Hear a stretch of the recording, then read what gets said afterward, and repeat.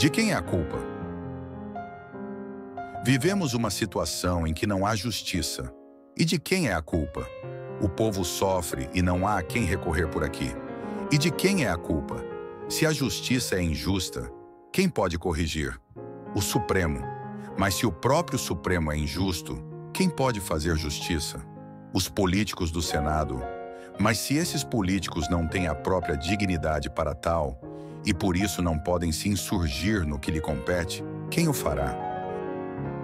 Ordem dos Advogados, Supremo Tribunal Militar e tantos outros, não. Ninguém o fará, isso porque todos têm os seus telhados de vidro. Na Bíblia é citada a situação do povo sob domínio da injustiça. Isaías 59. A justiça é posta de lado e o direito é afastado. A verdade anda tropeçando no tribunal e a honestidade não consegue chegar até lá. A verdade desapareceu e os que procuram ser honestos são perseguidos. Não é o que vivemos? E de quem é a culpa? Também temos governadores e prefeitos aos montes, que historicamente são denunciados por corrupção. Isso não é de hoje. Remonta ao século passado e, mais ainda, ao século retrasado.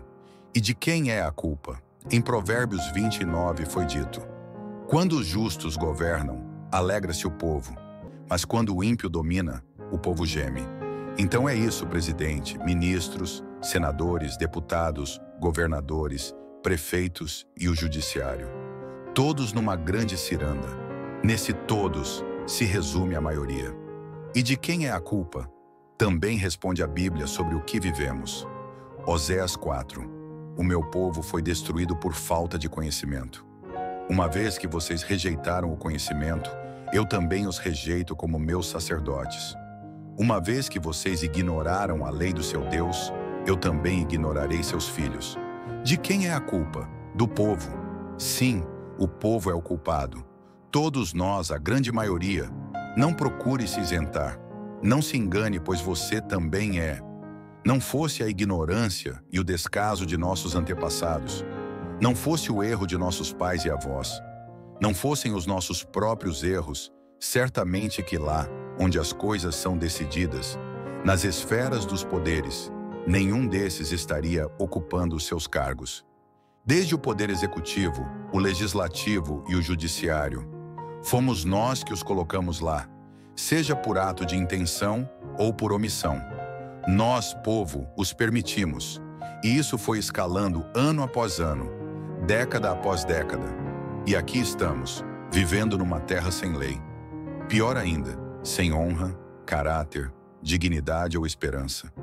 Parece aquele chefe de família de antigamente. O sujeito bebia, chegava a hora que quisesse em casa, maltratava os filhos e a mulher. Até que um dia chegou em casa e não havia mais nada e mais ninguém. E ele não entendeu o que havia acontecido. Nós, povo brasileiro, recebemos uma terra maravilhosa, a melhor natureza do mundo.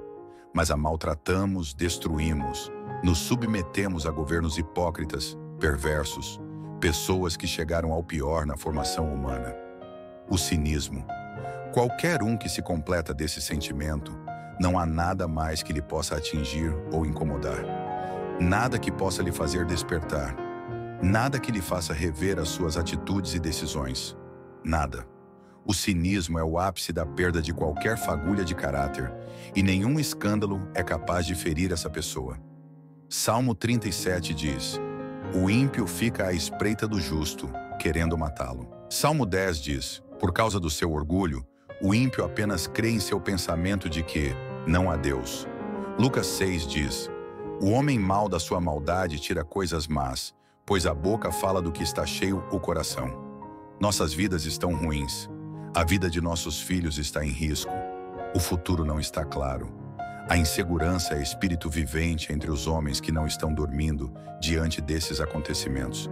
Efésios 5 diz: desperta, ó tu que dormes, e levanta-te dentre os mortos, e Cristo te esclarecerá. Aquele que está orando e vigiando, este de fato está acordado e se preparando em Cristo Jesus para as coisas que estão por vir.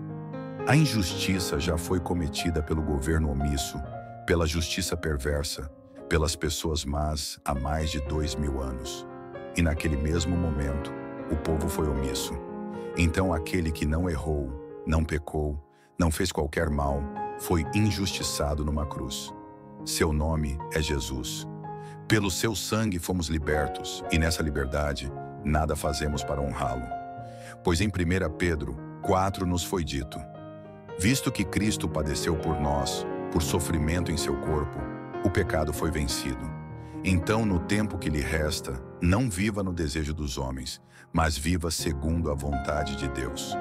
Pois já tens vivido nas situações dos gentios, com bebedices, glutonarias e todos os pecados. Todos esses darão conta para aquele que é capaz de julgar os vivos e os mortos.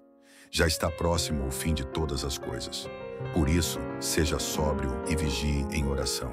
Tenha, antes de tudo, o amor um para com os outros, porque o amor cobre uma multidão de pecados. Mas nesse mesmo livro também é dito: que nenhum de vós padeça como homicida, ladrão ou malfeitor, que não se metam em negócios espúrios. Já é com dificuldade que o justo se salva. Imagina o julgamento do Senhor sobre o injusto e pecador. Sua maior força é justamente o que a maioria não dá valor. Seu maior poder, o povo vende ou submete à sua ignorância, votando na pessoa que lhe agrada. Seja por simpatia, seja pela conversa mole, seja pela fama e até pela palhaçada. Vide o palhaço Tiririca ou o famoso senador campeão do mundo de futebol. E agora querem fabricar um cantor famosinho. Caramba, quando isso vai acabar? Não são as pessoas em si, mas a falta de competência para exercer o cargo. Se você precisar de um advogado, vai procurar um padeiro. Se precisar de um médico, vai procurar um advogado. Salve o seu país. Precisamos ter pessoas capazes e não improvisos. O Brasil é como um avião. E o piloto e o copiloto que estão no comando, além de toda a tripulação, nada sabem do assunto. Mas não se esqueça que, neste caso, você está dentro desse avião, cujo destino não é se manter voando por muito tempo. Não vai ser amanhã, mas será na sequência das suas próximas escolhas que você estará salvando este país. Se não para você, então que seja pela sua próxima geração. Deus salve o Brasil. Bom dia, bom domingo.